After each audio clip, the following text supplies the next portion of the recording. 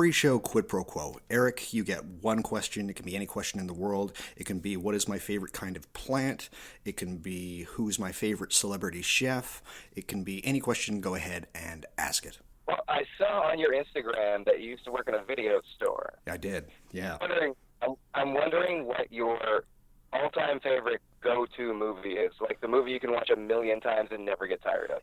Easy question. That would be The Good, the Bad, the Ugly by Sergio Leone. I grew up watching a lot of spaghetti westerns. My dad was a huge fan, and it is the one movie that I never get bored of. It's so wonderfully, artfully done.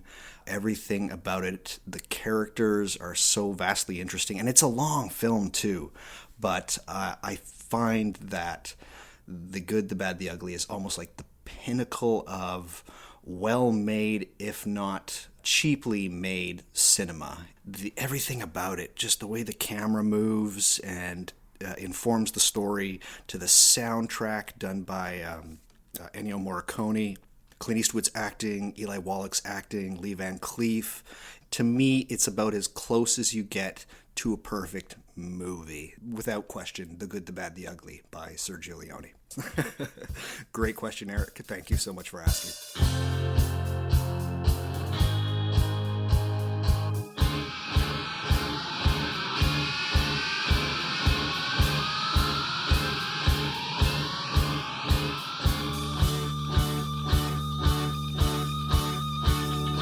John signs clearly on the water, says the queen's his daughter.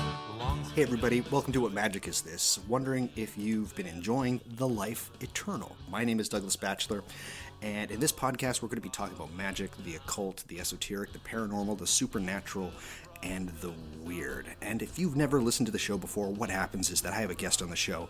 They have a list of about 15 to 25 topics. I give them a choice as to what topic they want to talk about. They pick it, and then I bring them in and we record. That's basically how the show goes. And I am joined by a very special guest tonight.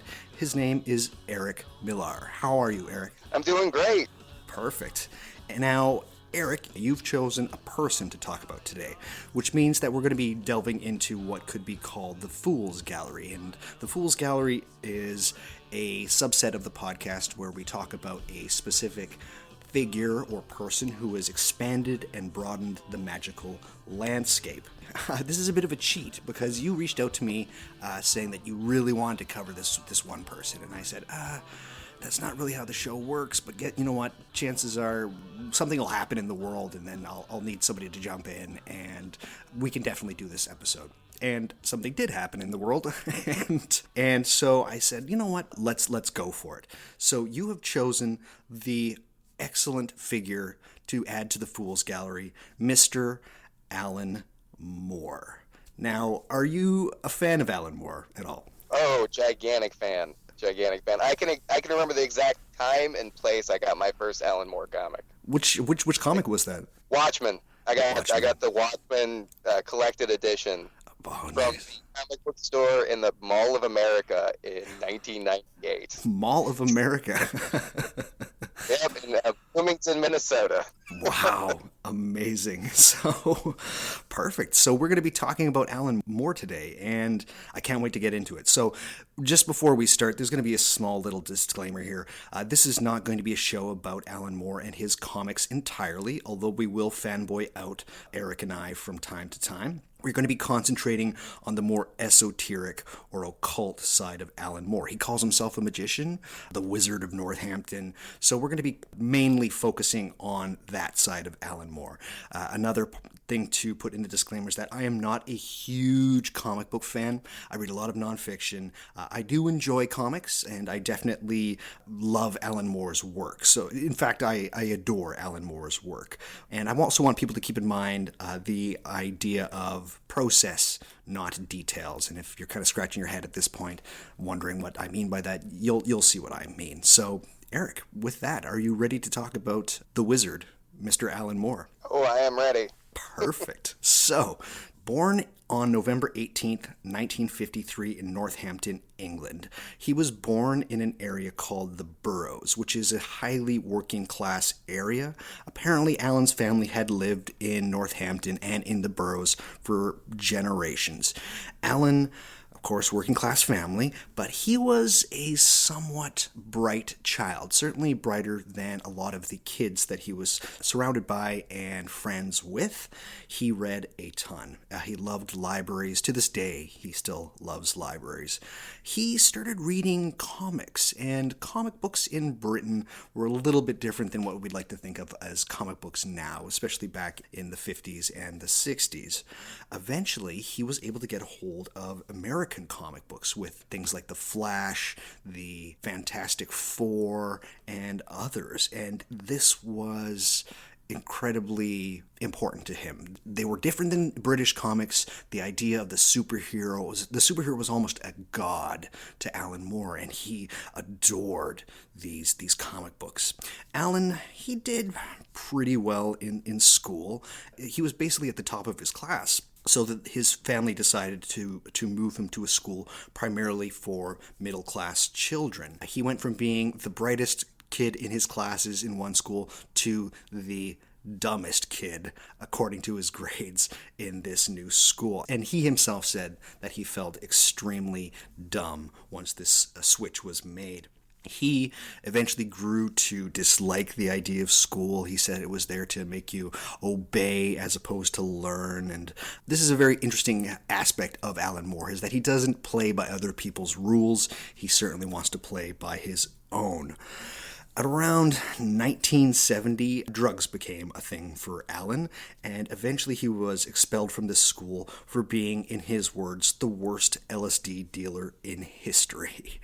Once expelled, one of his teachers decided to send notes to all the schools in and around Northampton saying that Alan Moore was a corrupting influence, and he had a series of very monotonous jobs, one of them including working in a tannery, which he remembers that they would used to throw sheep testicles at each other.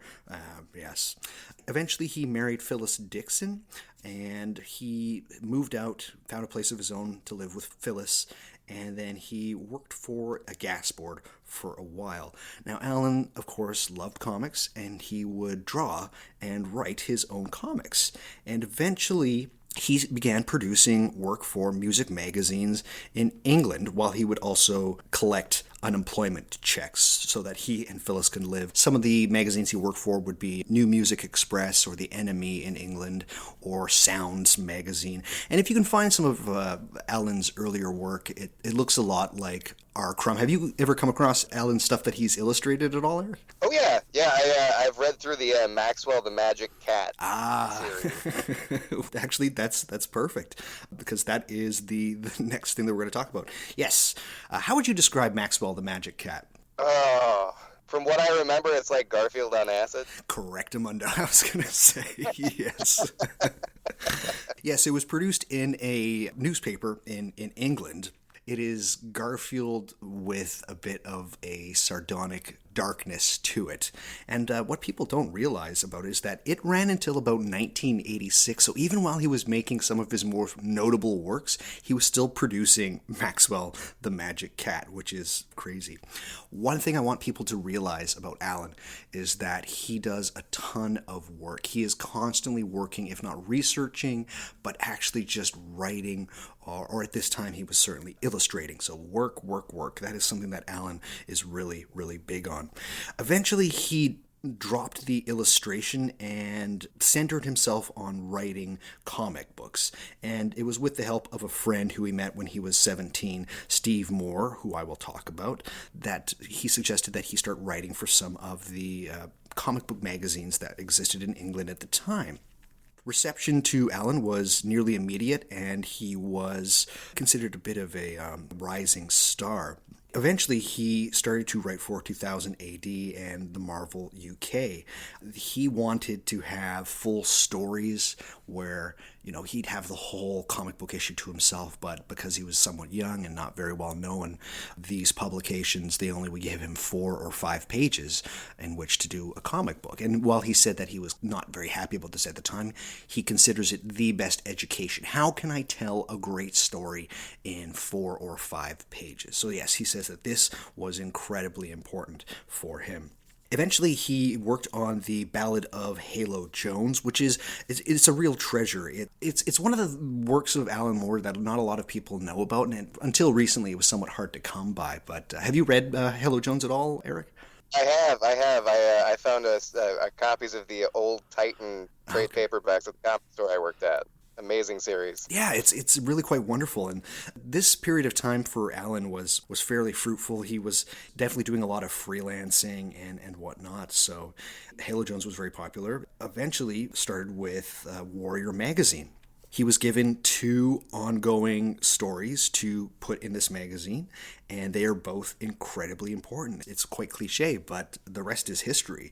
In the very first issue of Warrior Magazine contained, of course, 2 of Alan's stories. The first one was called Marvel Man, and the second one was called V for Vendetta. So what can I say about Marvel Man, which was eventually changed to Miracle Man? It is a very interesting story about the idea of superheroes as gods, as well as one of the first series that I can think of that had a very sympathetic villain in it. Well, I mean, it was like a dark Shazam. Yeah.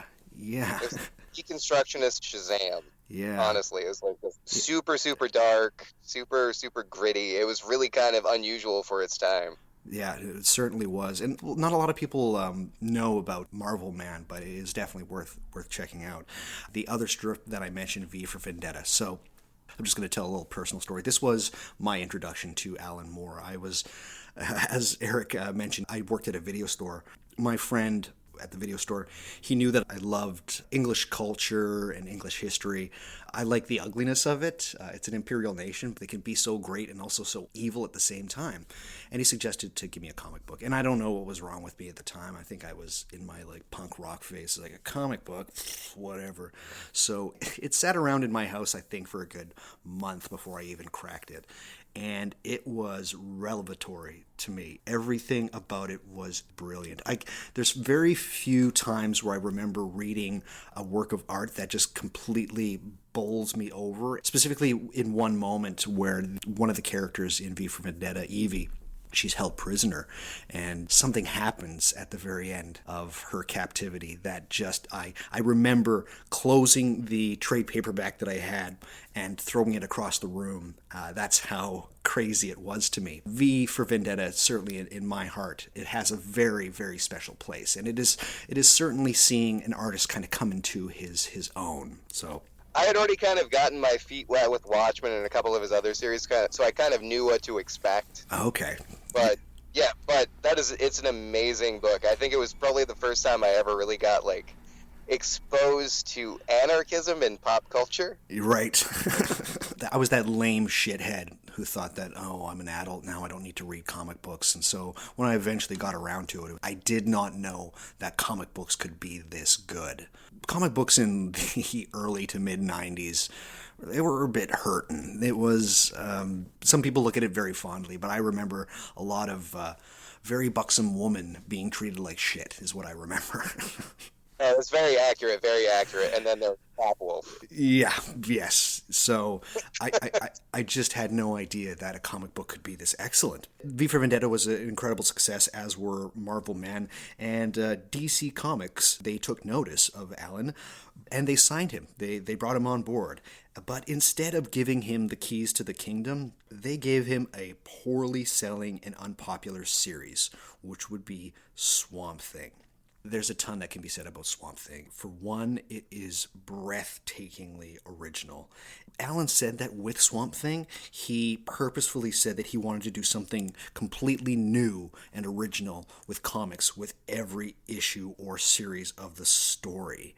It is in Swamp Thing that we have a major character being introduced, which would be John Constantine, who I will talk about in a little bit. You've mentioned that you really enjoy Swamp Thing. What would be your pitch to somebody who's familiar with Alan Moore's works but maybe hasn't read Swamp Thing? What would you have to say, Eric? Man becomes monster and discovers that he's a transcendent plant god, and fairly accurate. The horror adventures him and his girlfriend go on. Yeah. There's strange episodes with a love story between this weird plant that thinks that it's a human, and there are moments that make your skin crawl, which is strange to think of that a comic book has that power, and he really goes all out. Really, really enjoy Swamp Thing. I think it's constantly listed as his best work. I don't frankly agree, but a lot of people that are huge comic book fans, they just swoon over the saga of the Swamp Thing, specifically Alan Moore's run on it. They say that it just changed absolutely everything. Would you agree that people that really love comic books are incredibly excited about Swamp Thing? Oh yeah. I'd say most of them are split between Swamp Thing and Watchmen as his like best work ever, and I kind of agree with you. I love Swamp Thing. I love it. But I can't say it's either my favorite or his best. It's definitely one worth checking out. And with the saga of the Swamp Thing, Alan Moore had arrived, and the stagnant swamp of American and English comics was about to get dredged. DC at some point purchased the characters from a lesser-known publishing company called Charlton Comics, and Alan Moore, who was friendly with quite a few illustrators in and around England at the time, he struck up a friendship with Dave Gibbons, and he came to DC saying, I have Dave, we've got some ideas, and we'd like to use some of these Charlton characters to create a comic book. And the DC editors told him that he couldn't use these characters, so Alan and Dave Gibbons, they created a story around their interpretation of these characters. And in 1986 to 1987, Watchmen was produced. Now, what hasn't already been said about Watchmen? It is the only comic book that's listed in Time Magazine's 100 Greatest Novels of the 20th Century. In my opinion, it is the greatest comic book ever made. It is something that needs to be read, I think, and it really deserves to be on that list of 100 greatest works of art in general for the 20th century, in my opinion. It changed the face of comics, it changed the face of superheroes, just all over the place. I mean, there was nothing like it in American comics before that. Yeah, and there really hasn't been anything since. A lot of people trying to be like Watchmen, like, oh, it's gritty and everybody's got problems. But Alan brings a great amount of sympathy and pathos to a lot of the characters that I've never come across. The same friend that gave me V for Vendetta after I finished that and said, oh, man, this was absolutely wonderful. Then he gave me Watchmen. He's like, oh, if you like that, then you're going to love this.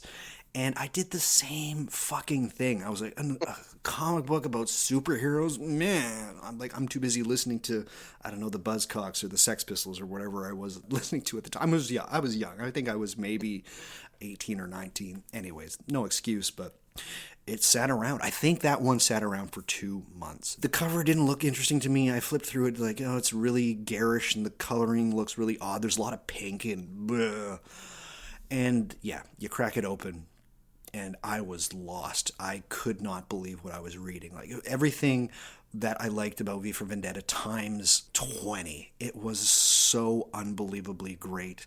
Watchmen just blew my mind. In my opinion, again, it is the greatest thing he has ever done.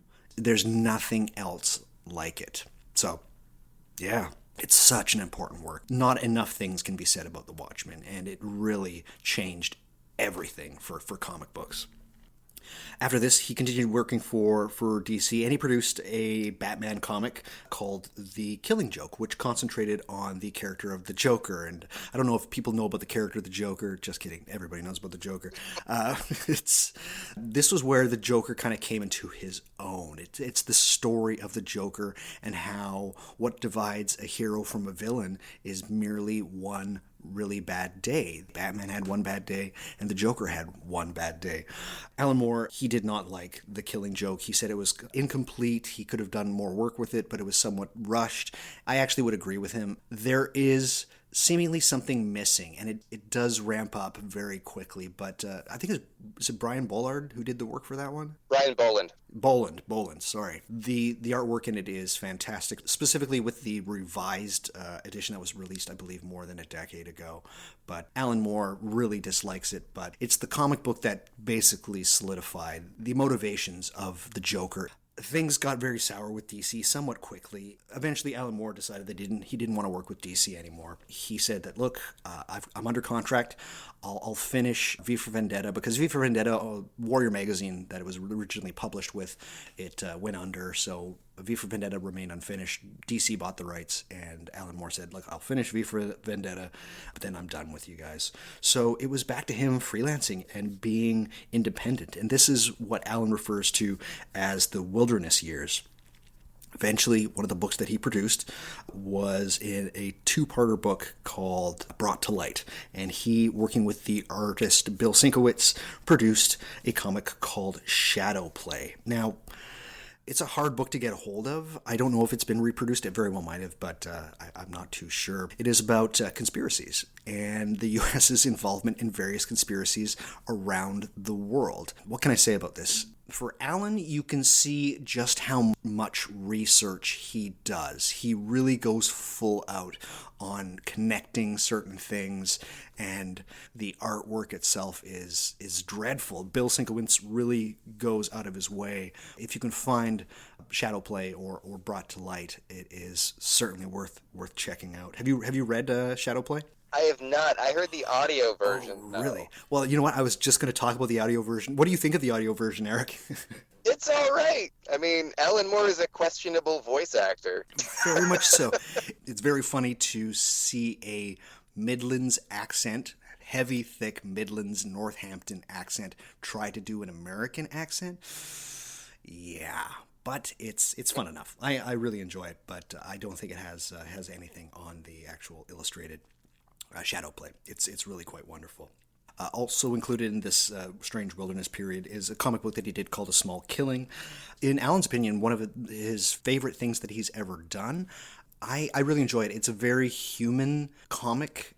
He really gets to the idea of how certain things that you hold dear at one point in your life slowly slide away and they become less important. Is it my favorite? No, absolutely not, but it's definitely worth checking out. Other work around this time is a series of poems that he did called Mirror of Love about same-sex couples and same-sex love. It's very heartfelt. It's a poem based as like a love letter, but it was produced in a period in time where homosexuals were being demonized. Yeah, it's a very interesting document. Alan Moore can do poetry. How good at poetry is he? Remains to be seen, but definitely check out Mirror of Love. It's very good. Perhaps, in my opinion, and you can correct me because your knowledge of comic books is far better than mine, Eric, but I think the biggest tragedy in perhaps the history of comic books is a uncompleted work of Alan Moore's called Big Numbers. Oh yeah, that is a tragedy. Absolute tragedy. I read a lot on that one. Yeah. What happened with Al Columbia, burning the original artwork. Like he was Bill Sienkiewicz's assistant, and he just burned artwork. Yeah, so what happened was that Alan Moore had this idea of a sprawling tale of tons of characters based in any towns where UK called, he just called it Hampton, and it was about a mall opening in this town, and all of the characters' feelings and their socioeconomic problems and the ravages of the Thatcher government within this town, Hampton. And I believe the first two issues were done with Bill Sienkiewicz, who we worked with on Shadow Play. Bill Sienkiewicz, I think he couldn't continue doing the comic book. Some things were happening in his life, so he passed it off to his, as Eric mentioned, passed it off to his assistant, Al Columbia. And yeah, Al Columbia tried to take up the mantle and finish it. I think there was... it's supposed to be the third issue, and it was never completed. And Alan Moore just basically threw his hands up, and he said, I'm just not going to complete this. From everybody that knew Alan and knew what Alan was trying to accomplish with the comic book, he had giant charts on the wall of everything that the characters were supposed to be doing. people that had read Watchmen said that Watchmen will have absolutely nothing on this comic book. People said that this is going to be what Alan Moore will be remembered for the rest of his life. And it has never been finished. And Alan has said that there's no way he's going back to it. That was a very strange period of time for him. It would only belong to that period of time. And yeah, we have an incomplete masterpiece, which is big numbers. I think the first 2 issues are available, and the third one you can download online. I haven't even looked at the first 2 issues because I know that it's not completed, and I just don't even want to start down that path because it would just destroy me to know that it's not done. So I'm in the same boat. And those first 2 issues are expensive. Are they? Okay. Really expensive. Like the local comic book shop, I think the last time I saw it, first issue was like $300. Oh my God. Jeez. Big numbers. Alan Moore's magnum opus that wasn't completed.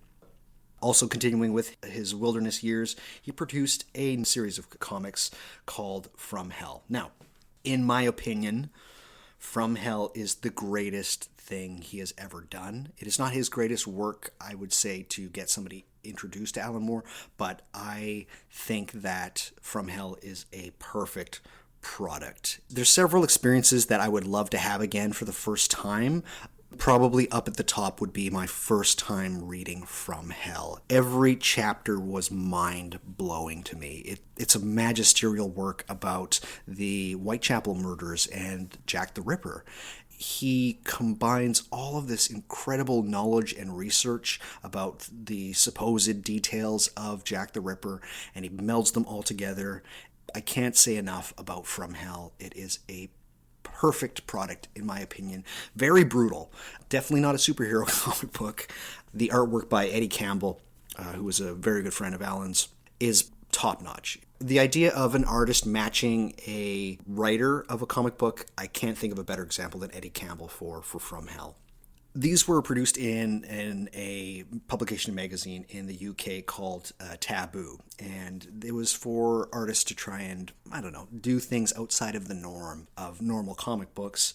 And eventually, Alan was working with an artist from America called Melinda Gibby, and they produced a work called Lost Girls, which is a highly pornographic book about 3 characters that we all know. One is Wendy from Peter Pan, the other is Alice from Alice's Adventures in Wonderland and Through the Looking Glass, and the third is Dorothy from The Wizard of Oz. I own it. I've only read it once. It's a beautiful book. It is a trip, and it is a very interesting journey. But I get what Alan is doing, and I love the artwork. But once was enough for me. It wasn't finished within Taboo magazine, but eventually Alan, a bit later on in his life, finished it with Melinda Gibby. In and around this time, Alan and Phyllis, his wife, they had a third person living in them. They have a bit of a menage a trois relationship, and this would be Deborah. Around this time, Phyllis and Deborah, they hooked up, and they actually moved out to live together, and they took Alan Moore's daughters. One of his daughters is Leah Moore, who also produces comic books. She's a very interesting person, but Alan was on his own. Alan decided to start to work with smaller comic book publishers after this time. So he worked for, I believe it was Todd McFarlane. He did some issues of Spawn. He did Wildcats. He did his take on the Superman mythos, which is Supreme. People look at this period of time, these books, as being, they're very fond of them, specifically Wildcats and Supreme. I enjoy them. What do you have to say about that, Eric? I'm pretty fond of his Wildcats run, but I would definitely not say it's his best work. There is one Image comic in particular from that time that I love. Which is what? And it was called Wildstorm Spotlight. Okay. And it was on a character called Mr. Majestic. And he's like a Superman character. He's a Superman clone in Image. It's about the end of the universe. It's the heat death of the universe. And all of these characters are floating through space. Oh God. I forgot about that. Yes, you are correct. That is an unbelievable... Yes. I completely forgot about that. Wow. Counting down the ultimate equation of the universe. The Wandering Jew showed up. Right. I don't know why I forgot about that. Eric, you've just blown my mind. It is obscure as hell. Yeah. All right. Well, I know what I'm doing tomorrow. That's my personal favorite Alan Moore book. Yeah. I don't know why I forgot about that. I'm kicking myself. Wow. Yes. Yes. If you can find that, that is a wonderful, wonderful work of Alan's. Wow. Jeez. Fantastic. Also, in and around this time, Alan produces maybe one of my favorite works of his, but it is very unknown, and it is a comic book called Light of Thy Countenance.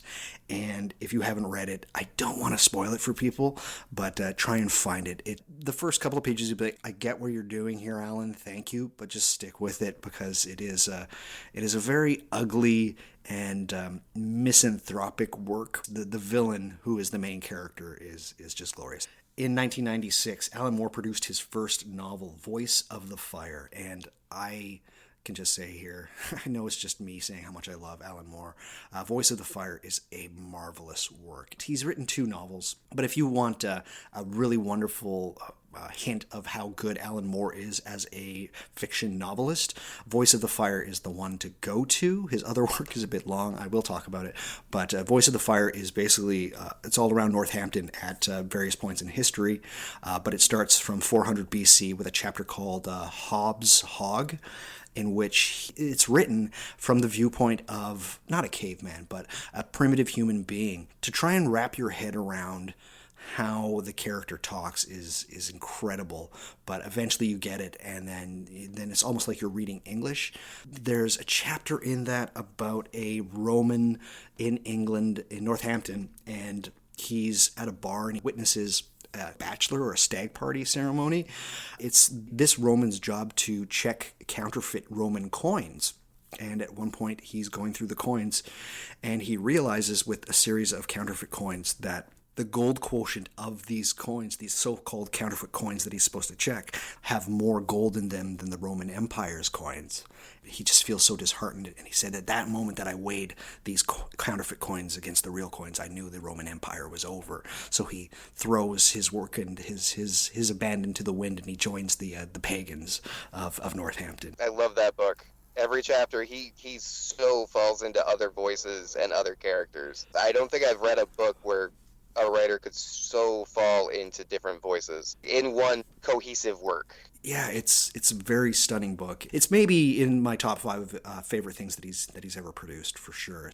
A lot of the independent publishers that Alan was working with, a lot of them started to fold up. Moore decided that he needed to create new characters for storytelling and publishing, so he founded his own company, which is called America's Best Comics.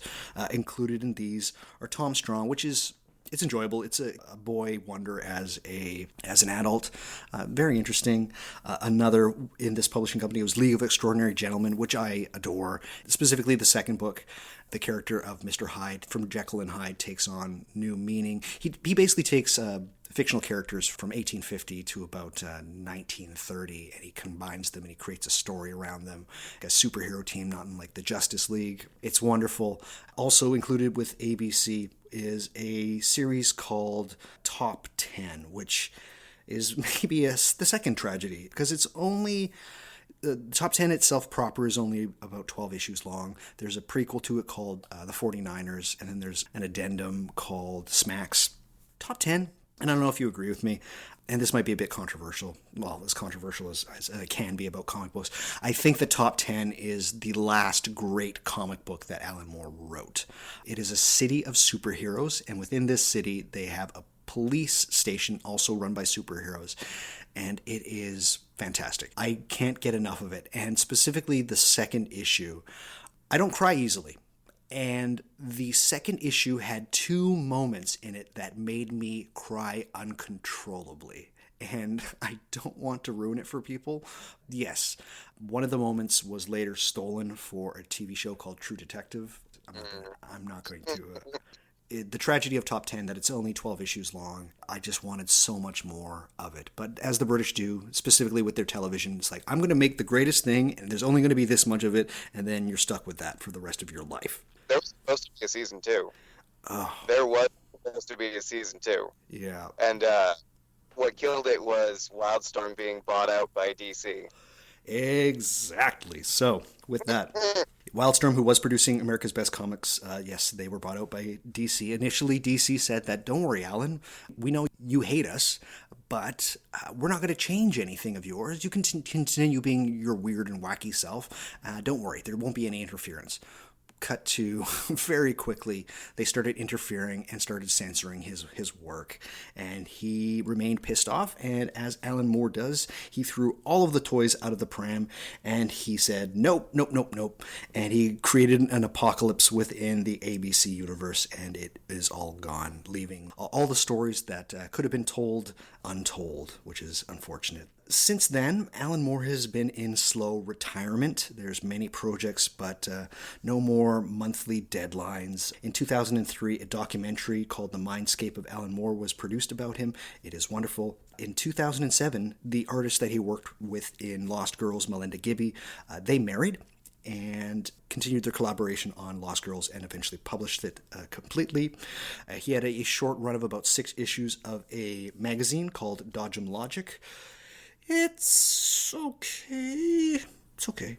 I'm just going to say that. From about 2010 until 2020, this is what I kind of consider, as far as comics, Alan Moore's Lovecraft period.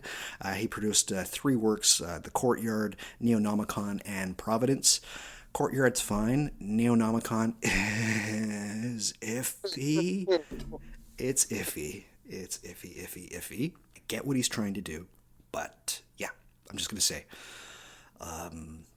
Providence I enjoy well enough. I don't think it's as great as a lot of other works. You can tell he loves Lovecraft.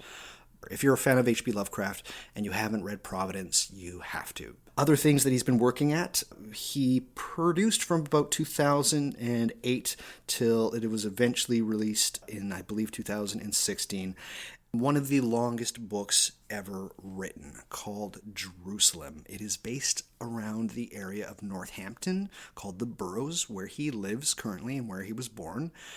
It is an incredible book. It's huge. And if you have the patience and the proclivity to stick in for a really well-told, long story that probably needed a bit of editing. I loved it. I've only read it once. I should probably read it again, but I need to give it maybe a couple more years.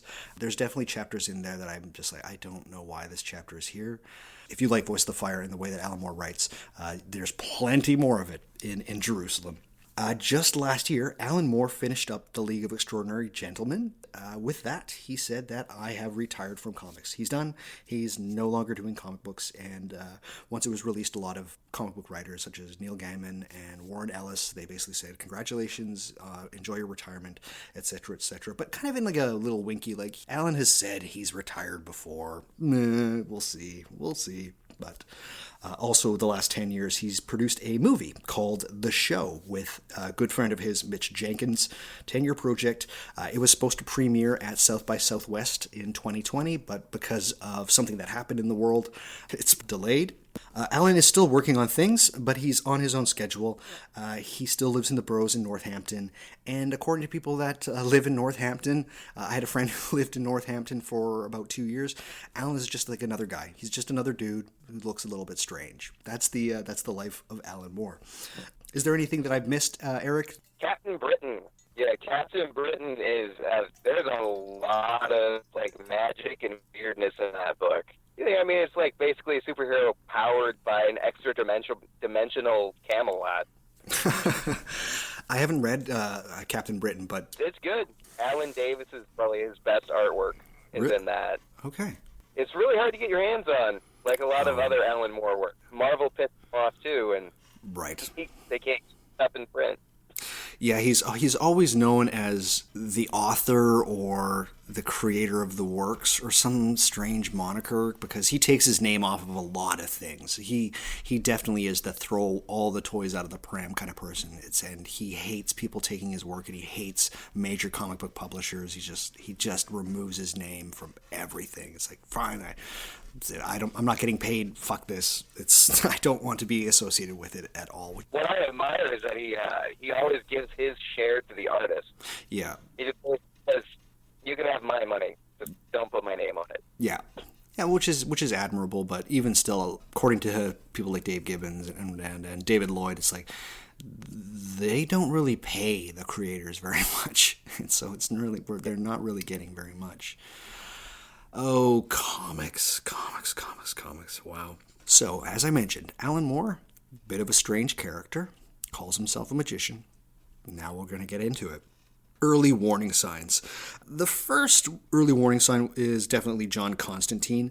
It showed the signs that he was reading occult literature, for sure. There are many themes within Swamp Thing that are a bit of a giveaway, specifically with the ideas of alchemy and creation. Robert Anton Wilson themes and concepts certainly come up quite a bit in Alan's earlier work. Big numbers. You could tell that Alan was interested in the idea of time, specifically through the works of Rudy Rucker. There's something starting to form. It doesn't really snap into focus until his book From Hell, and specifically Chapter 4. What is Chapter 4 in From Hell about? It is a trip through London done by the character that is Jack the Ripper, Sir William Gull, with a coachman named Knightley. Jack the Ripper basically takes Knightley through all of the crazy, interesting spots in London, things that have occult significance, the architecture of Nicholas Hawksmoor, areas in which there were battles, areas dedicated to gods where the names have been changed. It is an incredible chapter. It is pure psychogeography. Alan Moore was greatly influenced by another English writer by the name of Ian Sinclair. And Ian Sinclair, he had a book that was released called Blood Heat, which I really do recommend. It's a wonderful book of poetry and essays. In the book Blood Heat, it has drawings between certain sites within London. And Alan Moore took this idea. So in From Hell, when the Jack the Ripper is showing all of these crazy sites, at the end of the chapter he lays down a map and draws lines between these certain sites, and it forms a giant pentagram. Everybody's mind gets blown. My mind got blown for sure. As I mentioned, I really love England, and it wasn't until 2018 that I had a chance to travel to England.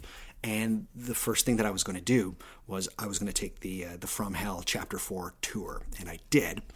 Funny little story, the person that I was traveling with, one of my best friends in the world, he gets a bit nervous around authority figures. He definitely doesn't like flying, so the first thing that we did when we get off the plane is the customs and immigration. And so I go up and I basically explain what I'm doing there, just visiting friends, la-di-blah, and I go through. My friend goes up and he's nervous, and the customs and immigration officer asks him what his business is in England, and he says, I'm doing the From Hell tour. I'm going to go on the From Hell tour. I'm doing the From Hell tour.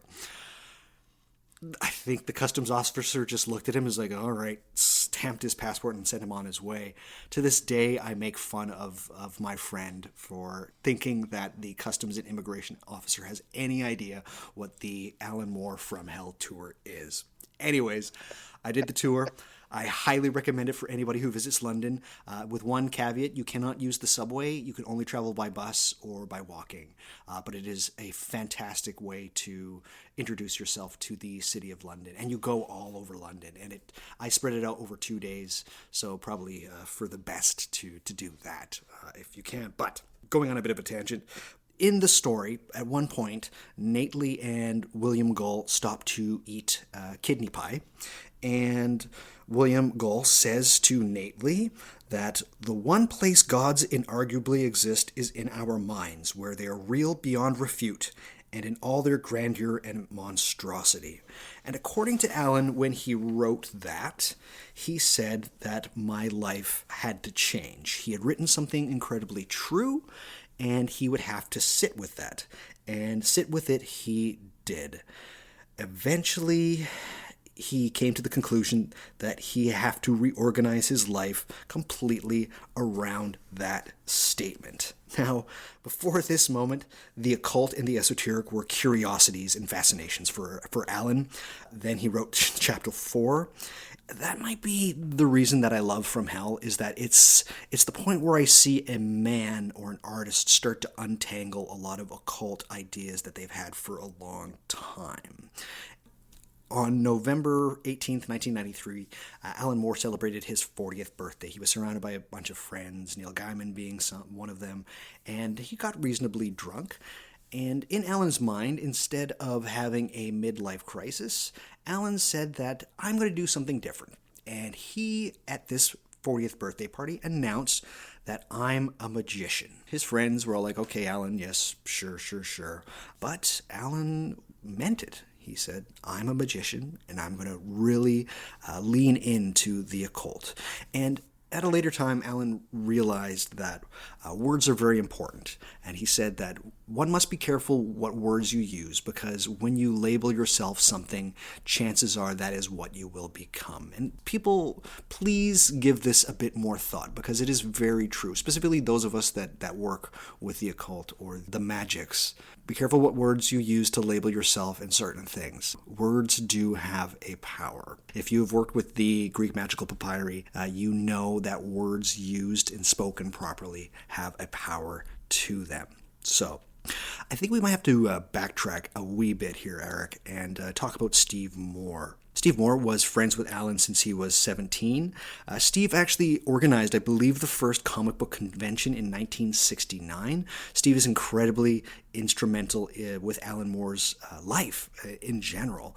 Alan Moore has said that Steve ruined my life on many occasions.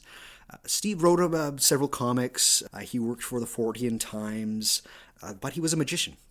And he was devoted to the Greek lunar god Selene, later by the Romans called Luna. He was very fascinated with the I Ching.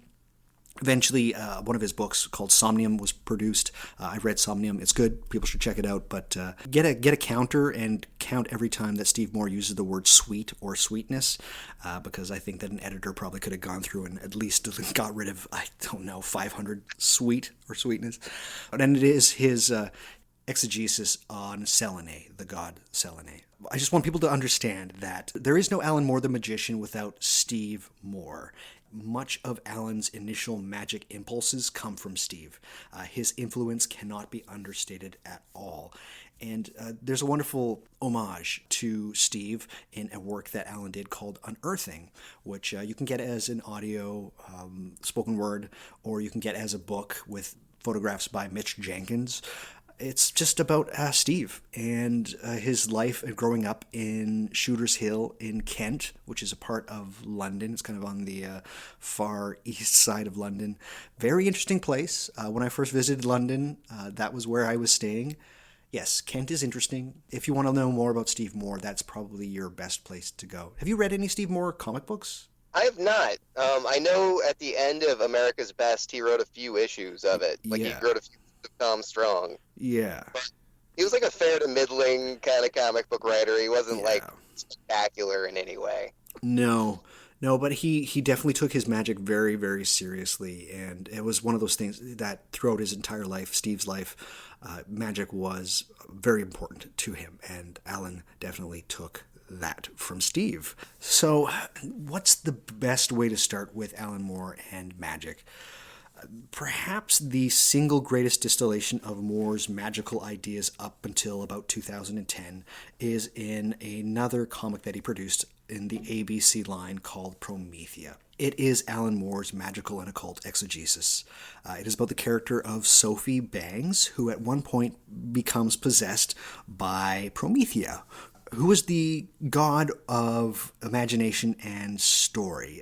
Promethea is herself a living story. As a comic book, it's pretty meh, I would say, as far as its story is concerned. But as a representation of Alan Moore's magical ideas, it is incredibly brilliant.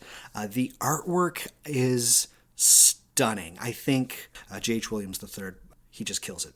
I could talk about the artwork in it. You really have to see it to believe it. Highlights of Promethea include issue number 10, which includes a little bit of sex magic with an older gentleman. I believe his name is Jack Faust or something like that. Sounds right. Yeah, and issue number 12, which goes through the tarot. It's told in rhyming, and it goes from the Fool to the universe through the tarot deck, and it tells a story of creation, basically from the Big Bang to where we are now. The thing that most occultists really concentrate on is issues number 13 to 23, in which Promethea and another version of Promethea go through every Sephiroth on the Kircher Kabbalistic Tree of Life. Each issue is on each of the Sephiroth of the Tree of Life. It's colored in whatever is the color of that Sephiroth, and all of the aspects of that Sephiroth are within that chapter. It's quite crazy. It's really, really good. Now, I'm going to say something that might be controversial to the magical community, but I'm going to say it anyway. People know that I'm not the hugest fan of the Golden Dawn. Issues 13 through 23 is the zenith of the Crowley Golden Dawn approach to magic. It is better than anything by Israel Regardie. It is better than anything that Crowley has produced. It's better than pretty much anybody. I think that it is a wonderful representation of everything that the Tree of Life or the Sephiroth or these orders were trying to propose, is how magic works or what magic looks like. This is the peak of it, in my opinion. Again, I'm not a fan, but it has an elegance to it that is really strong, and it makes a good case for this kind of lodge magic, even if it is very problematic. After these issues, the story of Promethea, it dawdles a little bit. It's not as great until issue number 31 and 32. Issue number 31 is Alan Moore wrapping up all of the ABC universe and ending it in an apocalypse. And issue 32 is, would you call it a comic book, Eric? Yeah. I mean, comic book is a pretty broad definition. I'd consider it a comic. So what you do with issue number 32 is you take the individual pages of the comic book and they have an order to them, and what you get when every page is taken out and separated and put in order, you have two giant posters, basically, that go through Alan Moore's magic. It's what Alan Moore thinks about magic and consciousness and the occult and scientists and figures that he looks up to. J.H. Williams really goes out of his way to make it understandable in some way or easy to follow. It's unlike anything that has ever been made. It is a really incredible document, and even if I'm not a fan of the magic involved, because you basically have all of Aleister Crowley's Liber 777 in there. But if you just want to ignore that, it is still a fantastic original piece of work, and yeah, it is brilliant. And I've tried to find copies of the poster online and on eBay, and they go for hundreds and hundreds and hundreds and hundreds of dollars. So what can you do? I believe it. And I also enjoy issue 31. I like the future that Alan Moore has after the apocalypse. It's not that the world is entirely different. It's just that the things that people value, things like imagination and creation, are given a bit more validity. I like Alan Moore's occult future put through in issue 31 of Promethea. Yeah, that's it. Promethea is pretty much most of what Alan has to say about magic. It's all there. There you go. Through the mid to late 90s, and into the new century, Alan Moore formed what was called the Moon and Serpent Grand Egyptian Theatre of Marvels. It was him and Steve Moore, plus a couple of other artists. Alan Moore was enamored with the rites of Eleusis, Aleister Crowley used to do, which would be prayers and hymns and music and theater. And Alan's like, yeah, I'm going to bring this back. So he did. He would do his little pieces, which were spoken word pieces, and then there'd be some music and whatnot. And out of this come quite a few really interesting and really cool works from Alan. One is The Hair of the Snake That Bit Me. There's going to be a bit more of that later. The Birth Call, The Highbury Working, Snakes and Ladders, Angel Passage. Angel Passage is about William Blake, and I talked about it before on the William Blake episode. If you like William Blake, you have to check out Angel Passage. It is quite lovely. Two of these, The Birth Call and Snakes and Ladders, were later produced in a book illustrated by Eddie Campbell, who did From Hell. And this book is called A Disease of Language. I love this book. This is one of my favorite things that he has ever produced. The Birth Call, very personal story. It's a bit much. It goes through a bit of like the despondency of being a young adult. But the Snakes and Ladders is a bit more of the old Alan Moore razzle-dazzle about magic, and it's breathtaking. And the snakes would be the two coiling segments of DNA, and the ladders against the Kabbalistic tree of life again. So it's a nice little endnote. The book itself also has a wonderful interview with Alan done by Eddie Campbell. I really enjoy A Disease of Language, and I do suggest it for people that are fans of Alan Moore, but more so people that are fans of magic and the occult. That original issue of Birth Call back when it came out in the late 90s. Really? And then came back later to get that. I came back later for the collected edition like a couple years ago. Nice. Because I could not find Snakes and Ladders anywhere. Oh, yeah. Mostly because of the interview, honestly. Yeah, we'll talk about the interview in a little bit. So, what is Alan Moore's magical worldview? Let's start with Glycon. It was during a ritual that Alan Moore became aware of Glycon. Now, not too much is known about Glycon. It is written about by the satirist Lucian, who also wrote about whirlwinds picking people up and whisking them to the moon. He writes about a character called Alexander of Abonoticus. I'm probably pronouncing that wrong. Deal with it. Anyways, Alexander, also known as Alexander the False Prophet, thought he was the second coming of Asclepius. Considered himself a prophet, and he did a ceremony saying that the second coming would come from this egg. And the egg eventually hatched into a snake, and the snake eventually grew. And according to Lucian, he would do performances with the snake. This is Alexander, would do performances with the snake where the snake would be alive and it'd be real, but draped over Alexander's shoulder would be a glove puppet with hair.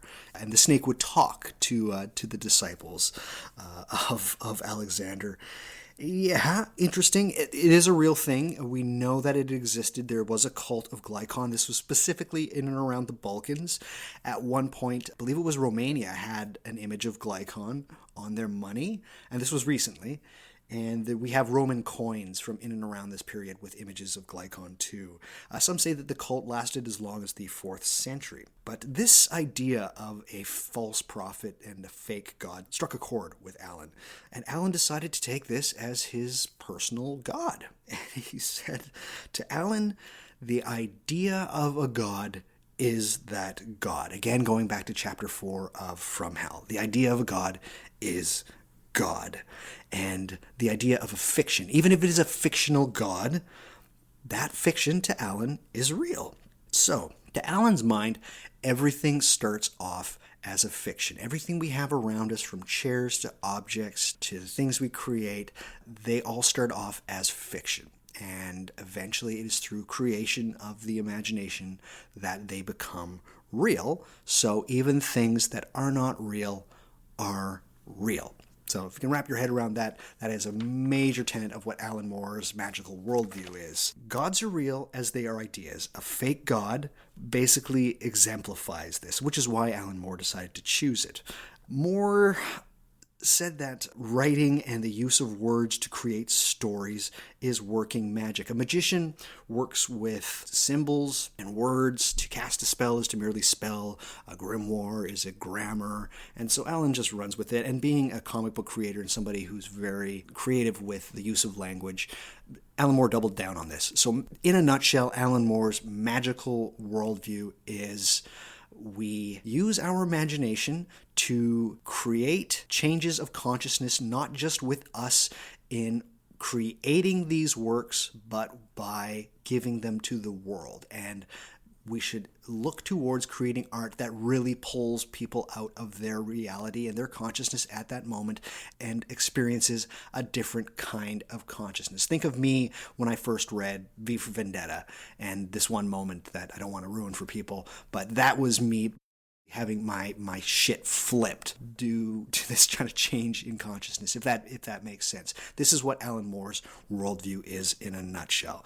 And Glycon stands at the precipice of the idea between what people that are materialists consider not real or a byproduct of the brain, something like consciousness, which materialism has never been able to explain, and how that actually has an impact on things that are real, the idea of mind and matter and the relationship between the two. So Glycon is both real and not real. If you want to know about Alan Moore and his ideas on magic, it is that.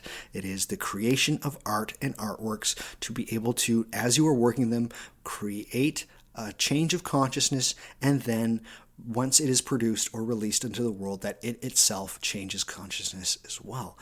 I can see what Alan is going for, because a lot of things that Alan writes about, he's almost one of those guys that wrote the future.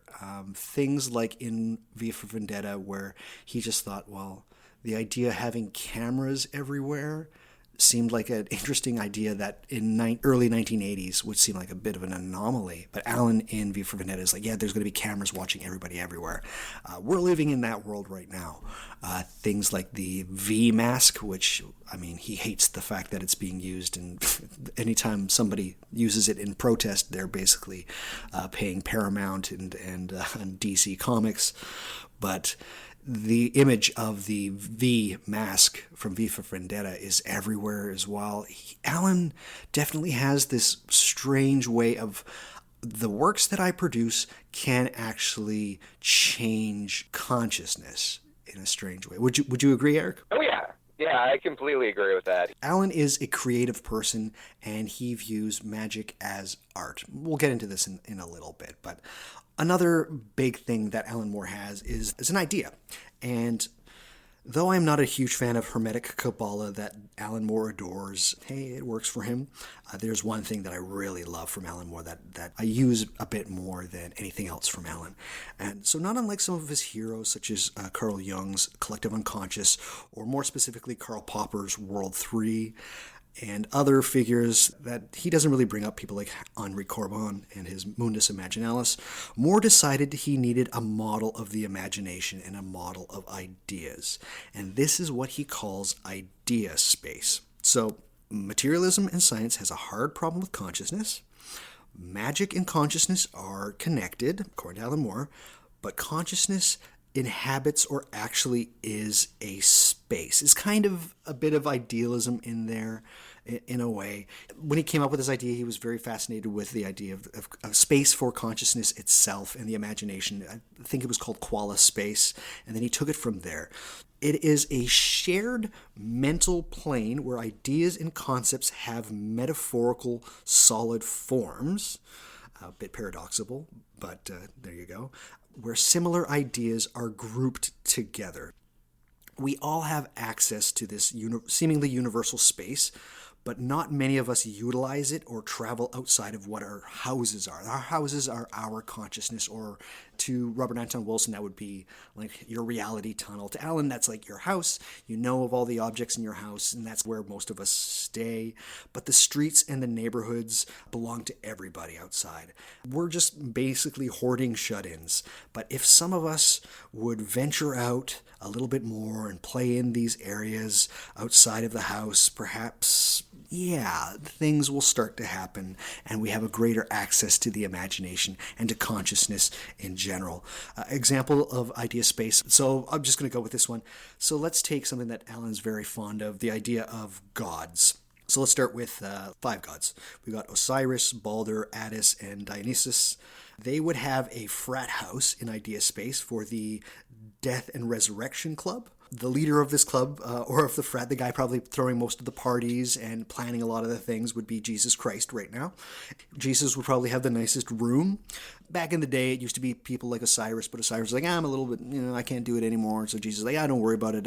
I'll take over and I'll run the frat house. So that is an interesting way of trying to think about idea space. It's, even though the gods aren't really connected by time or by space, by geographical distance, the ideas behind those gods are very similar, and so they would be clumped together and somehow connected. All events and actions in life is us interacting with idea space in some way. The thought of a cigarette might mean different things to you at different times, like a cigarette is your first memory of a cigarette, or is it lung cancer, or is it the idea of nicotine, and all of these kind of things.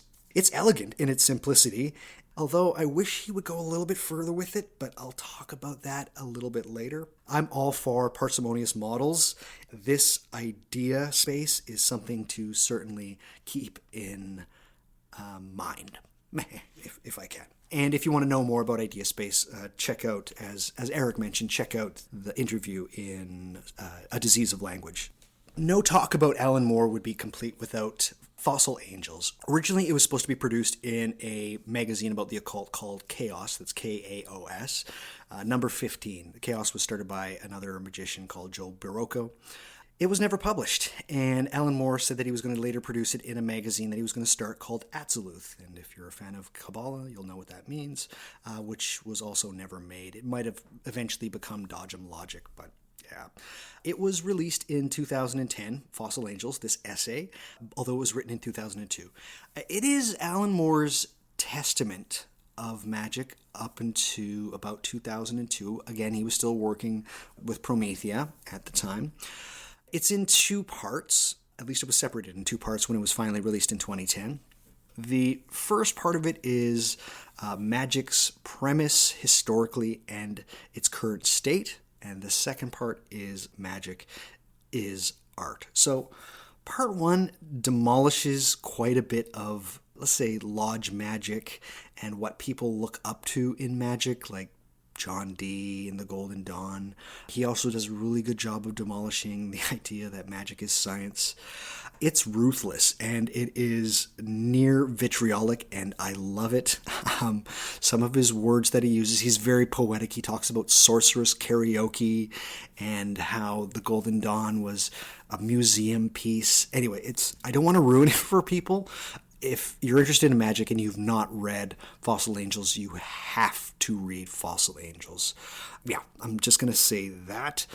It changed quite a bit for me. It was one of those documents, not unlike Apocalyptic Witchcraft, that up until that point I was like, oh, well, I have to basically not throw away, but I have to rethink my approach to magic in a whole new way, specifically with my relationship with Aleister Crowley and John Dee and Golden Yawn and all of those fun things. But yes, Alan said that we are stuck. We're stuck magically. And although the Grimoire Renaissance was just heating up in around 2002, one wonders what he would have said about that. But the way to unstick magic is to think of magic as art. If the goal of magic is to change consciousness, which Alan Moore believes, then art is the best way of accomplishing this. Both the process of creating art itself and the product of art. So it was Alan's ambition to resurrect magic as a legitimate and relevant force within the world. And I get where he's coming from here. I don't want to talk too much about his argument, as I do think it is something that everybody should read, most certainly. Eric, would you go so far to say that magic is art? Yeah, I would agree with Alan almost completely, because, yeah. I mean, my own practice is basically magic as art. So yeah. I'm basically in full agreement with Alan Moore on that. Yeah, I'll talk about it in a bit, but yeah, I would agree with Alan insofar as magic in its expression is art, definitely. But as for the ambitions and aims of magic, it's a bit of a tough sell. One of my magical heroes is a gentleman by the name of Ramsay Dukes. Otherwise, his real name is Lionel Snell. He wrote a book called Sasatbame, in which he groups the ways that we almost navigate through the world as science, art, religion, and magic. And it's his argument, Ramsay Dukes' argument, that magic is great because it has elements of the other three in varying and lovely degrees. It has elements of art, it's got elements of religion, and it's got elements of science to it. And that's what's really incredibly powerful about it. And Ramsay Dukes actually even released a video where it's not a refutation, he's just saying, like, there are differences between art and magic, and here's a couple of things about it. We have to understand, Alan Moore has a very particular way of seeing magic. For me, where do things in the magic is art paradigm fit with such things as psi effects or clairvoyance or telepathy or telekinesis? Does it fit that magic is art thing? Anyways, I have problems with Fossil Angels. It has a very pastoral view of magic. Alan Moore bought the Warburg Institute and the Francis Yates view on the high points of magic during and since the Renaissance.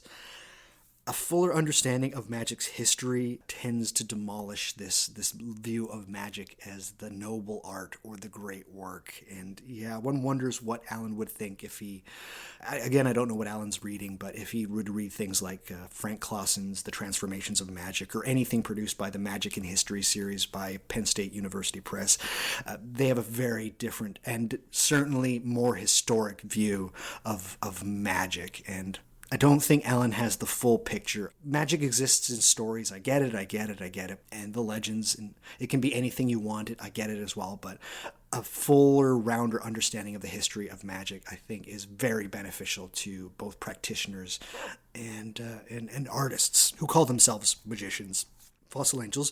It is convincing enough, but it is a bit incomplete. And he's got another article that he put in his magazine called Magic Running Through the Gutters Like Lightning in Dodge and Logic, which is good, but it definitely, as it is a later document than Fossil Angels, still shows that Alan has this noble view of magic, and he really hasn't evolved his views in any way. I like the idea of noble magic, high magic, and figures like Dee and Paracelsus and Agrippa, but within those people are not contained the true history of magic itself. And there's been a couple of refutations towards Fossil Angels, the best of which is done by Daniel Harms. He released the Book of Oberon, which is a grimoire, and he has this to say about Fossil Angels. I'll put up the full essay on the show notes for the episode, but this is the segment that really resonated with me. Daniel Harms says, despite Moore's reputation as an artist who sets himself apart from the establishment, Fossil Angels is a call for respectability, acceptance, and legitimacy. Nonetheless, the qualities and behaviors that he describes as barriers to this acceptance are, in fact, what has been practiced for centuries on the ground. Practitioners have tried to make divisions for centuries between natural and demonic magic, or between black and white magic, whatever those might be, and they have always come up short in both the eyes of society and in the actual rituals they have performed. Indeed, the other alternative Moore describes, and quickly rejects, is that of magic lurking in the jungle as prey for more rapacious cultural artifacts. Is there only beauty and worth in the lion, and not the gazelle? In fact, it could be argued that magic in the modern world has served as fodder for all manner of other ideologies, thereby coming quite fleet of foot and quick to adapt to new ideas and situations. I love that, and it's definitely worth reading. Read both. Read Fossil Angels and then read Daniel Harms's. Magic's aims have certainly never been locked down. It's a very fecund territory, but I can see where Alan's trying to get. The magic is art stuff. I think it's in its ambition, it's very worthwhile, but for me, it doesn't go the full distance, unfortunately. You've read Fossil Angels, yes? I have not. I have not. Eric, how dare you? It's pretty available online, so yeah. I'll have to check that one. Eric, I must say, as an artist, you have to read it. The magic is art argument is very good, and I'm speaking as somebody who is artistically, at least from brain to hand to paper, inept, incredibly inept. So, but what is art? Well, exactly. Other ideas of Alan's that are very big are he was hugely fascinated with time. Again, Rudy Rucker in the 80s released a series of books, and Alan really loved these. In From Hell, there is a lot of time in there, specifically with the idea of what is the fourth dimension. And he gets this from a late Victorian obsession from dimensions. It's worth looking up for people if they're interested in time. The period of time from, I believe, Abbott's Flatland till about 1920, people were obsessed with the idea of extra dimensions, and there's some really good stuff there. I mean, quantum physics has blown a lot of it out of the water, but it is still very interesting to go through. Specifically, and I understand Alan's fascination with the early impetus to try and understand dimensions. Alan is greatly informed by Charles Howard Hinton. Interesting character, very cool to look into. I think he invented the machine that allows you to load baseballs into it, and for batting practice you can hit baseball. Anyways, he was obsessed with the fourth dimension. And he would do exercises in which he said that he could actually visualize for seconds at a time the fourth dimension. If you read Jerusalem, which ping-pongs all through time and whatnot, you will come to the conclusion that Alan loves something called eternalism. And Jerusalem is a heroic attempt to promulgate eternalism itself. Do you know what eternalism is, Eric? I do not. Okay. So here's eternalism via Alan Moore. Kind of a riff on the Minkowski block universe that people like Eric Wargo are fond of, specifically in the book Time Loops. But basically the way that Alan sees it is the universe is a giant glass football.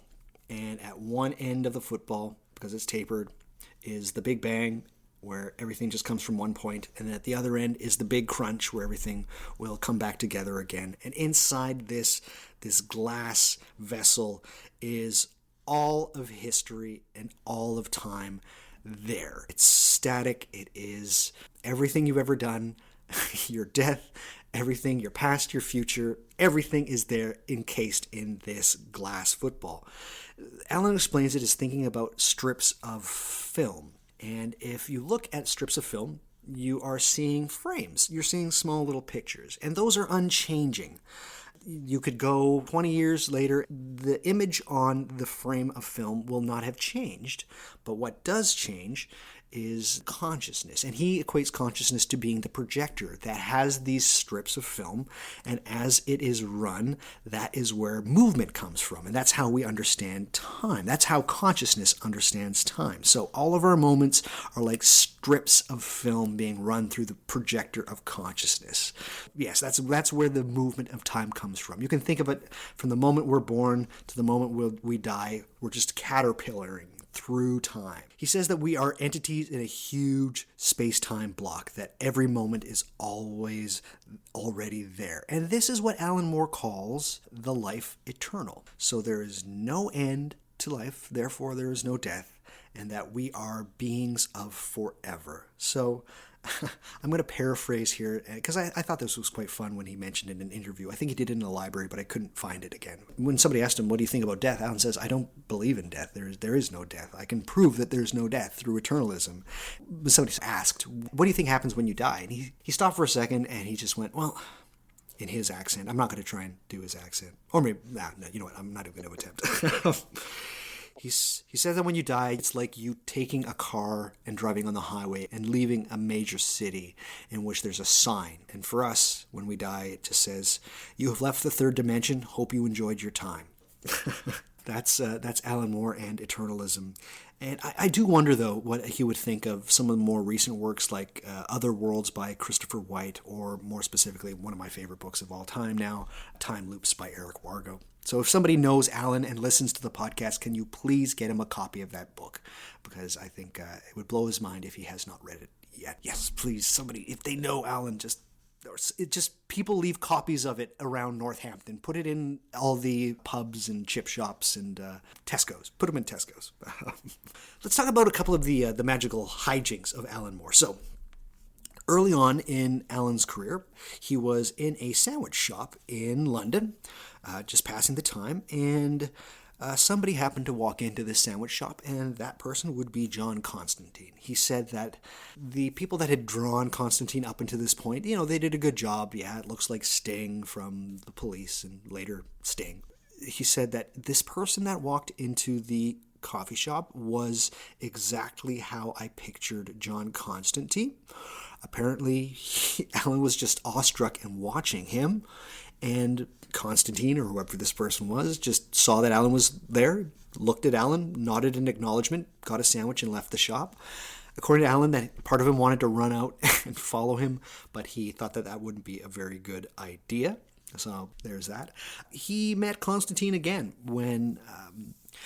Maybe something that I should mention is that Alan is very enamored with the use of entheogens.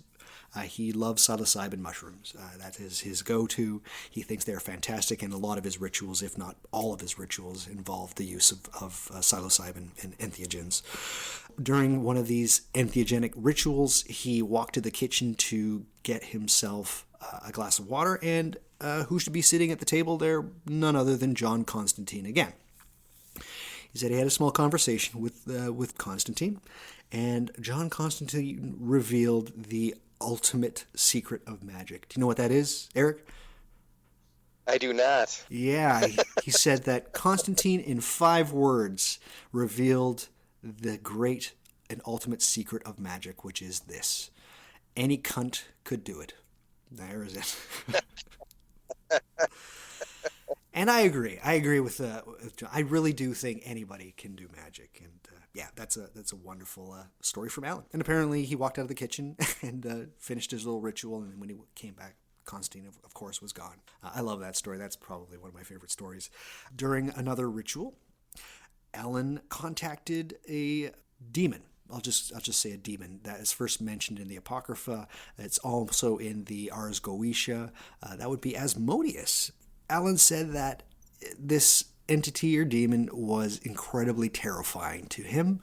It looked like a spider with a whole bunch of lattice work around it, and it was red. And if you know anything about Asmodius, yeah, and apparently Alan was just there, and he was terrified, but he restrained himself, and he decided to start to talk to Asmodius, and eventually said, you know what, if Asmodius was a person, I would go get a pint with him. He said that he started to have conversations with these entities, and it wasn't the first time, and it certainly wasn't the last time. Alan has talked quite a bit about how sometimes when you do this magic stuff, they just turn up. Eventually, Alan Moore did some investigating. He found that Asmodius was a dimensional being, a mathematic demon. He talks about when he saw Asmodius, it was like Marcel Duchamp's nude descending a staircase, in which when it moved, it was caterpillaring, which goes a lot with Alan Moore's ideas of time. Yeah, he made a picture of Asmodius, but eventually he burned it in a ritual. Alan Moore's advice, I forget which interview he said this, but he just basically said, like, look, when you start experimenting with magic, these things will turn up. Don't be afraid, relax, and enjoy your time, because it is quite fleeting. So that's some word of advice that I think everybody should follow from Alan Moore. I wholeheartedly agree. Have you ever seen anything, Eric, a little bit out of the ordinary during magical practice or anything like that?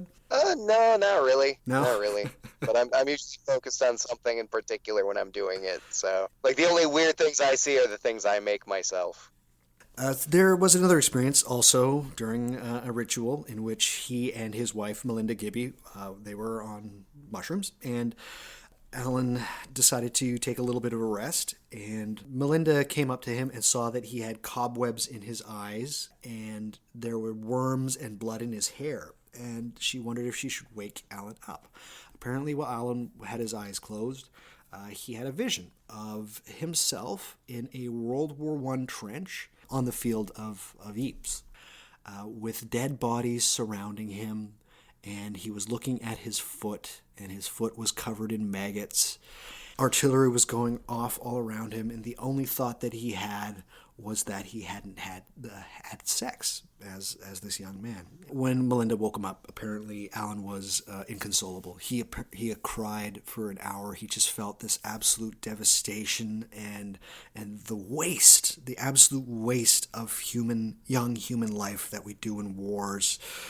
He was unconvinced that it was a past life. He said it was more like he had access to a strong trauma experience for many young men. And it was from this experience that he finally had the ending to Lost Girls. He said that what's terrifying and horrible about war is that it's usually done by older, sexless men to send fairly sexual young men to go and die for things that the old men think are important. So let's talk about some great magical duos of England. We have Gilbert and Davis, Dee and Kelly, and we have Moore and Moore, which would be Steve Moore and Alan Moore. A lot of rituals done with Steve Moore. Again, Steve Moore was the person that guided Alan for a lot of these rituals and a lot of the ways to approach magic. He did a ton of them with Steve. And at one point, again, entheogens used, he wanted to be there when Steve would summon the god Selene. And he asked Steve if he could do this. And Steve obliged, did a small ritual. Steve was sitting on a couch, and he would intone the call, O Kyrie Selene, O Kyrie Selene, over and over and over again. And sure enough, Selene popped up. She was sitting on Steve Moore's lap, apparently, with her arms wrapped around Steve, and she was looking over her shoulder at Alan. Steve saw it. Alan saw it. He said this was one of the coolest things he'd ever experienced. And they both were seeing the same thing. Even though they were on the same drugs, both of them could see this vision of this god Selenite. He enacts this scenario in Unearthing, and it's worth getting the audio version of Unearthing to see just like how Alan unpacked this idea of this god appearing to both of them at the same time. But speaking of Steve Moore, we have the Moon and Serpent Bumper Book of Magic. So over the last 10 years, working with Steve Moore, Alan has been trying to produce a book on magic. I remember earlier interviews, specifically one done in Arthur magazine. Alan Moore said that he was going to produce Uncle Al's Big Book of Magic. This would be this work. All of Alan's magical ideas put in one place. And so it looks interesting. There's a Kabbalistic Tree of Life board game, apparently. There's going to be a portable altar that you can take with you and do rituals in front of. There's going to be a list of like magical heroes. So it'd be like his version of the Fool's Gallery. It comes with its own tarot deck. I think the project was derailed. Steve passed away in 2014. I don't know if Moore is a bit rudderless right now. It's still listed as a future release, but I have my doubts that it will ever be released. I think that perhaps, and I don't want this to sound cruel, but I think that maybe Alan's magic died when Steve did. I have reasons to think of this. I'll get into it in a little bit, but I've been waiting for it for, I think, 10 years. Yeah, what can you do? Oh, yeah, me too. And, about 4 months ago was the last time he actually talked about it, and he says it's still coming. He says it's still coming. I think when Steve passed, it really made him reassess his magic and how he approaches magic. So, recent Moore interviews, Alan has basically talked about how he doesn't do any kind of rituals anymore. His magic is mainly his worldview and his metaphysics at this point. Yeah, he hasn't done rituals for years, which is sad. I think Jerusalem took a lot out of him. Yeah, it was a huge project, and I think he might have winded himself with that book. It's great, but yeah, he put in a ton of effort. His worldview still remains, and apparently it affects a lot of what he does. But much like the figures that he looks up to, like Crowley and Austin Osman Spare, he did his work. He formed his worldview. He did his magic. He said his piece, and then he just dropped the mic. Although something else has happened, though, and I think Alan was initially hesitant towards chaos magic. He's talked about chaos magic, and he doesn't like the idea of, drawing sigils and then running off to have a wank, and that somehow changes reality. But when I purchased my copy of the newest Ramsey Dukes book, My Years of Magical Thinking, who should have a little blurb on the back but Alan Moore? And he said that Ramsey Dukes' ideas are the best ideas about magic in the last couple of decades. Ramsey Dukes, who is a chaos magician, although I don't know if he considers himself still, but he was certainly an important figure in chaos magic. So, has Alan Moore's magic been rekindled in a way by chaos magic? Too early to say. I don't know if he would go back and change segments in the bumper book, but yeah, I don't really know. But to me, I think that Alan Moore at this point is just another occult veteran. He's done his battles, he's seen his share of the action, and he's enjoying what magic taught him and what he gleamed, and then he's okay to take a bit of a back seat, which is a shame because I love everything that he has to say about magic. Just hearing him talk, I think you'd agree. Oh yeah, definitely. So what lessons can we learn from Alan Moore? Here's the thing. Very eloquent, but it's his magical world. It's not yours. I think I want people to understand that. It can inform your worldviews, but don't take it all. Uncle Al hates when people take his ideas. Just remember that. He absolutely hates it. If you want... find the people that he looks up to, because this is actually one of the more mind-blowing things about Alan Moore. People like Steve Moore, Rudy Rucker, Angela Carter, Ian Sinclair, Brian Catling, Michael Moorcock, Steve Illett, and many, many more. If Alan Moore has talked about them and says that they're an influence, just like Kurt Cobain, I love Kurt's music, but I think the most important thing that Kurt Cobain ever did was just every interview he just bigged up his influences. When Alan does the same thing, go find those influences. Specifically Ian Sinclair, very cool. Look for these people. But are the biographies of Alan Moore good? They are. They're okay. But find his interviews. His interviews are excellent, both if you can find them on YouTube or in print. Alan Moore does not talk in sentences, he talks in essays. He's incredibly eloquent. Get it straight from the wizard's mouth. Please do that. I think people should play around with the idea of idea space. What do you do with these ideas? Yeah, take a look at idea space and see how that model works. But where do ideas come from? What does your idea space look like? What are the things that inform your ideas, or are they informed by these ideas themselves? Ask yourself, what put the ideas there? How did you construct your little segment of idea space? Was it you? Was it the ideas themselves, or was it something else? Remember also from Alan, he did the work, so much work, research, his comic books, he look up to that. But don't mistake Alan's magical world for the world itself, let alone your world. He earned his magical world. You need to earn yours. Some specific quibbles that I have with Alan, not unlike figures like Robert Anton Wilson and Crowley and Spare and others, once he has his magical ideas, he remained somewhat fixed. He was not looking for new developments. Is very static. Yeah, I don't know what he would think about Scarlet Imprint or the Grimoire Renaissance, and I just dream that someone give him a copy of Encyclopedia Goetica by Jake Stratton-Kent, or even just organize an interview between Alan and Jake Stratton-Kent. I think they would have a wonderful conversation. They seem very alike in some ways.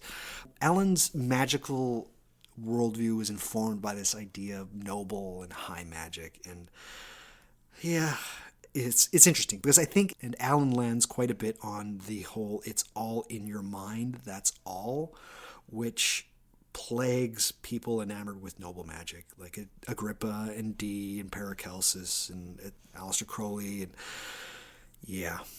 I don't like that. I don't like the it's all in your mind. I always hated it. I've never understood it, but there you go. Also, Alan has, as I mentioned, has an incomplete magical history. It's much dirtier than he thinks it is. And I adore Alan Moore. I really, really do. If you listen to the episode, I'm sure it's palpable. But Alan gets very close to an animist spirit model. Very close, many, many times. And then he seemingly just retreats. And I fucking hate this. Like, it just... He always says, yeah, the gods are in your mind. Yes, yes, yes. And yes, the gods are in your mind. The spirits aren't.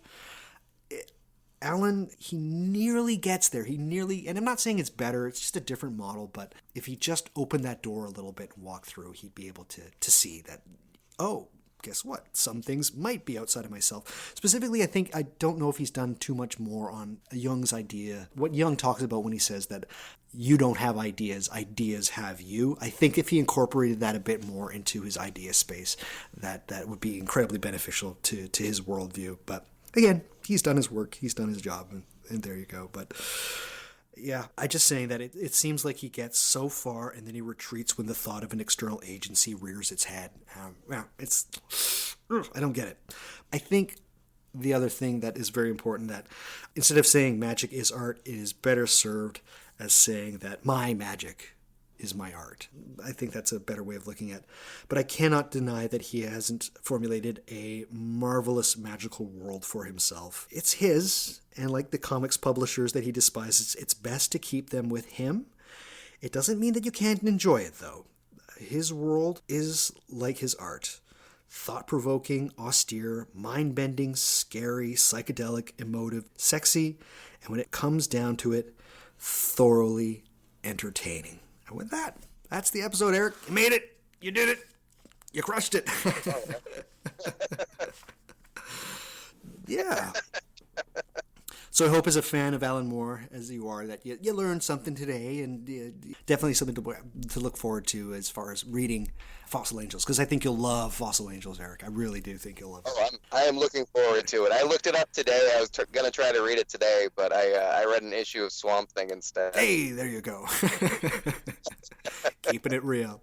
So, For those of you interested, head to whatmagicisthis.com. There you will find a way to subscribe to my podcast, either on iTunes, on Google Play, Stitcher, Spotify, YouTube. If they've got podcasts, I'm there. There's a little button you can click if you're using an Android device. It'll get you started. Also on my website, you'll find Twitter, Instagram, and Facebook. Yeah, check it out. For every episode, I do a ton of show notes. If what I'm talking about is interesting to you folks, I have a ton of show notes up, and they're really, really good. And it's for Alan Moore's. I've really dug some treasures out of the mishmash that is the interwebs to come up with some really cool things to look up as far as Alan Moore, less than obvious ones as well. If you enjoy the podcast, please reach out to me. I'm getting a lot of emails these days. They're really quite wonderful. I'm not a scary person. You might get a longer answer than you've bargained for. I'll try not to piss you off, but I speak from the heart, and I'm a somewhat honest person. But yeah, if you have a question, please reach out as well. Somebody recently told me to stay majestic as fuck, so I will. So thank you, whoever said stay majestic as fuck. I'll try it. If you love the podcast, please leave a review on iTunes or click those little stars wherever they appear.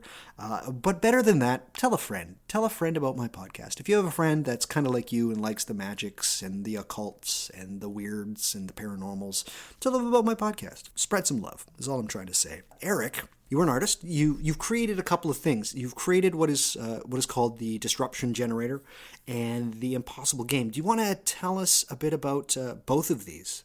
Sure. The Disruption Generator I made almost a year ago. The book came out. It was a randomly generated oracular device. Like, I used a random word generator every day for 120 days and illustrated and basically turned each random word into a tarot card, essentially. Is it the Disruption Generator that you use dice, or is that the Impossible Game? That's the Impossible Game. Okay. Where it's like a mental board game where you roll the dice and your spaces are basically your cards. Nice. I love oracular cards, sometimes more than tarot cards.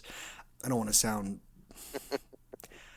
I don't think tarot's played out, but it's getting close. But I've always had a huge affinity with oracular devices, specifically oracular cards. So I'll definitely have to check out the Disruption Generator, and because is it a book, the Disruption Generator, or no?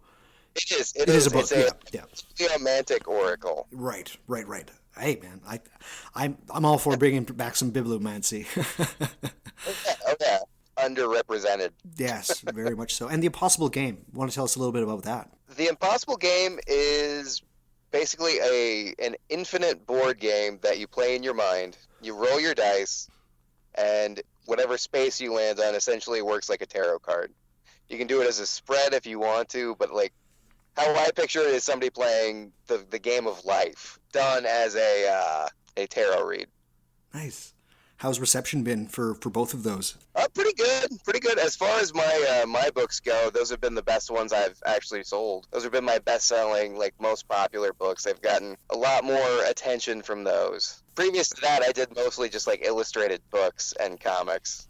With your permission, I'll put it up on the website, but your Instagram account has these wonderful illustrations, and you are a fantastic artist, and they're really quite wonderful. They definitely come through in what I've seen from the Impossible Game and the Disruption Generator, because I think Keats from Pragma Magic uses your artwork, does he not, for his episodes? Artwork? Yeah.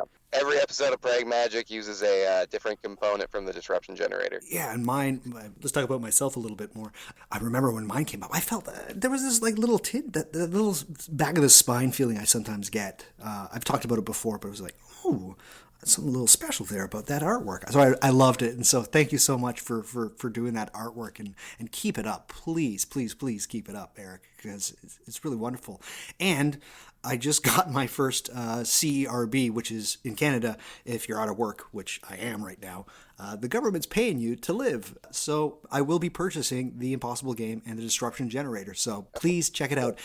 The people have been talking about it on Twitter. It comes up at least once a week. People say that I love the Impossible Game or I love the Disruption Generator. So people, if you love tarot cards and you love oracles or oracular devices, please check out the Impossible Game. Check out the Disruption Generator.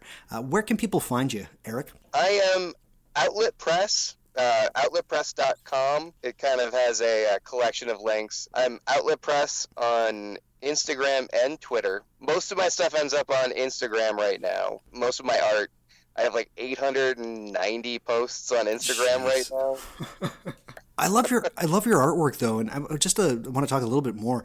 Pen on paper, is that like your go-to medium, or what do you prefer using? What's your pen on paper? Yeah. Pen on paper. Like I use a variety of different pens. Right now, I'm really kind of focusing on teaching myself how to use a brush pen. Okay, cool. So it's just like a paintbrush in pen form. Awesome. So like a lot of what I've been putting up lately has been experimenting with that. Yeah, I try to go as cheap as possible for my art supplies. Like, I never want to pay more than $1 for a pen.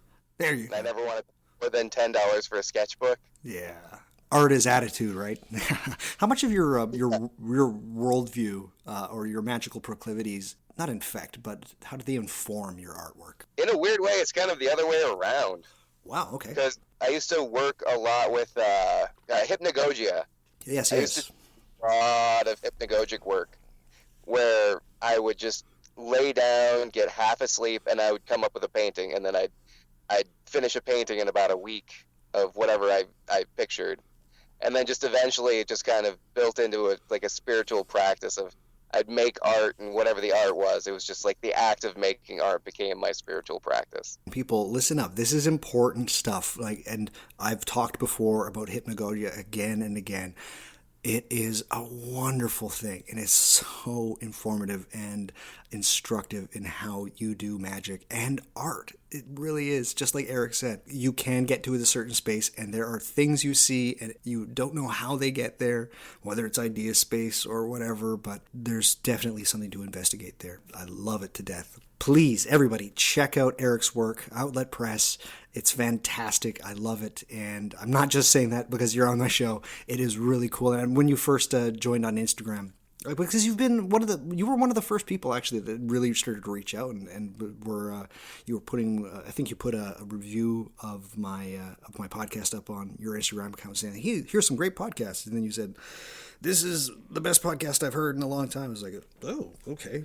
Thank you. Somebody who cares. It really is what it was. So I completely agree with that still. Oh, thank you. I love your podcast, man. Thank you so much, Eric. Wonderful. And we have to end the show, unfortunately, with the post-show quid pro quo.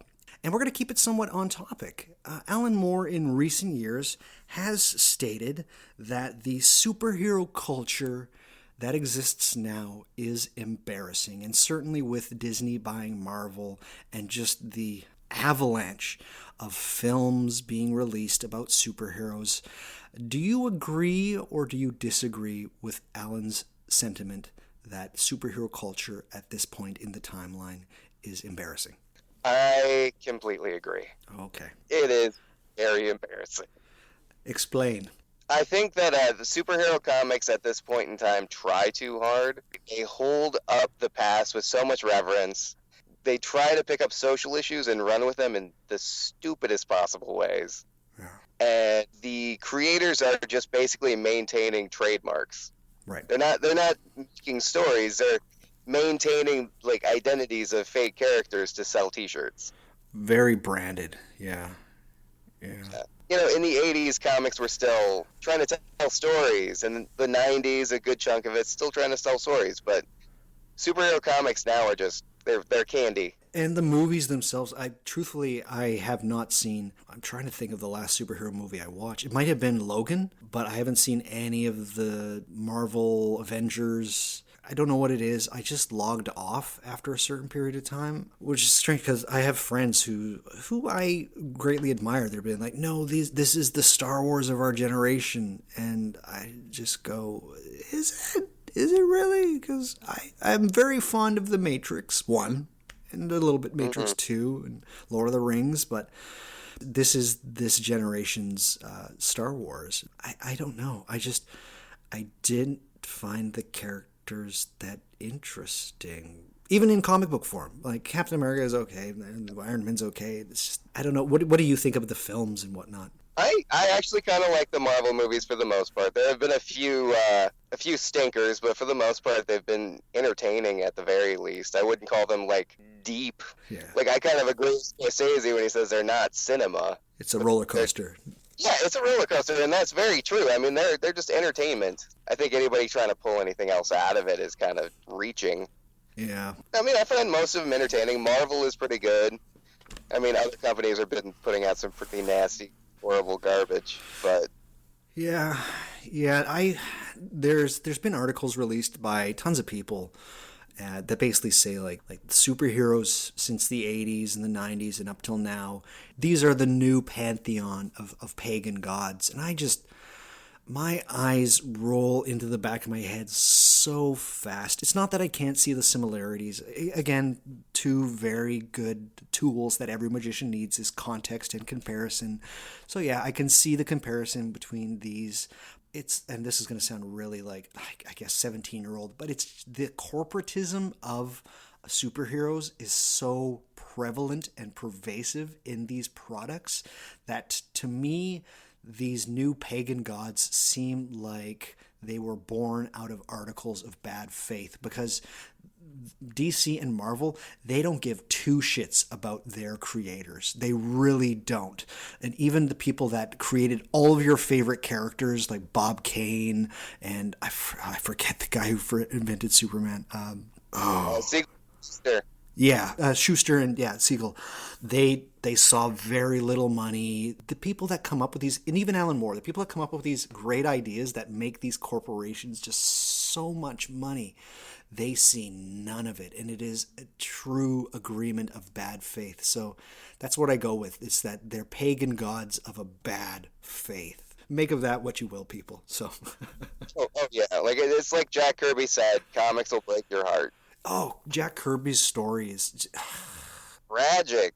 He created many things. Yeah.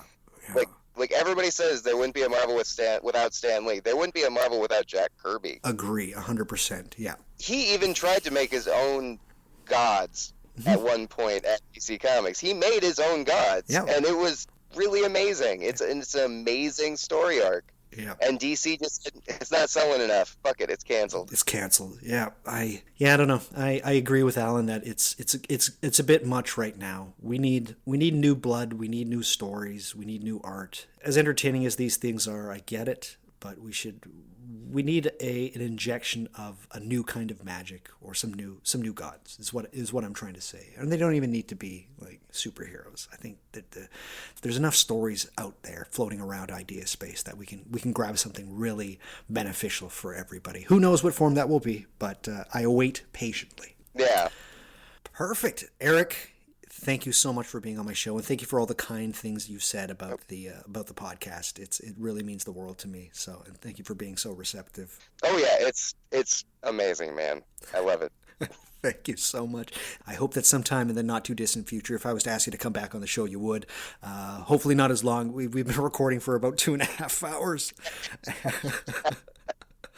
My wife actually checked on me, wondering if I'm still alive or if she's pissed. Yes. Well, Eric, thank you again for being on the show. Everybody, please check out Outlet Press and the Disruption Generator and The Impossible Game. I know that I'll be purchasing it very quickly, if not tomorrow, and you should do the same because it seems like a very toothsome project. And continue with your work, Eric. It's wonderful, and I love looking at it. And other than that, everybody, please come on back to What Magic Is This? We'll talk about a bit more of this magic stuff and the occult and all of the fun things that you really want to have inform your world. So with that, stay luminous, and we'll talk at you soon. Bye-bye.